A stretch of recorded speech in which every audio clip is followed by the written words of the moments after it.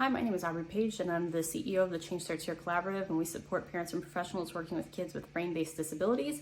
This is Foster Care Awareness Month, so we're going to talk about a really important topic today about listening to former foster youth. And before we talked about listening to the adult version of your kids, so go ahead and look back at that video.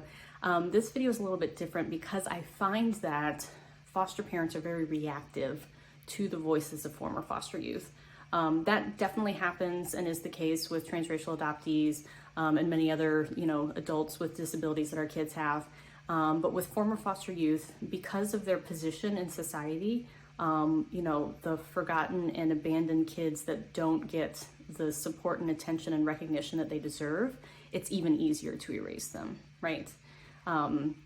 They don't have a foster or a birth certificate that attaches them to a middle-class family, therefore elevating their voice in society. So we just say, I don't want to hear from you. That voice is the most important as a foster parent. Sometimes that voice is going to say things that you do not like. It probably will. It definitely will. It has for me. I came into foster care with the best of intentions. I came because I wanted to see ethical treatment of children in foster care. But I had my pre-existing understanding of what it was like to be a parent from my own experience of being parented. And so I was like, we do this, we do that. I will never do this. If you're a parent, you remember those days.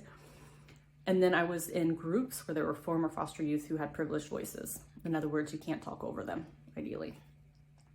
And they were saying things like, when you take my phone from me, that's everything. Never take a foster child's phone. And I was like, I'm gonna be taking that phone if I feel like I need to take the phone. That feeling that I had, my first reaction being to fight back to what I was reading in the group, meant that I didn't get to learn from that person. I just wanted to prove my point, right? So I had to slow down and say, why is the phone that important? Well, because they've lost control of everything in their whole world, and they want to hold on to something. And you, stranger that just walked into their life, they don't know you, but they know these people that have been consistent on their phone. And so hearing that, letting it absorb, helping it to shift how you parent kids is critical. A lot of former foster youth are mad, and I get that. I would be too.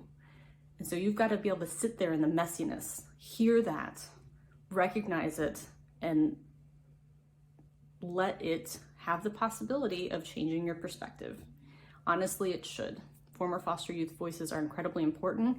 And another piece of this would be the voices of the parents of kids who have been placed in foster care, right? That voice does not get heard very much. We villainize those people. So how can we hear these other voices, recognize them, and change how we do things? Thank you so much.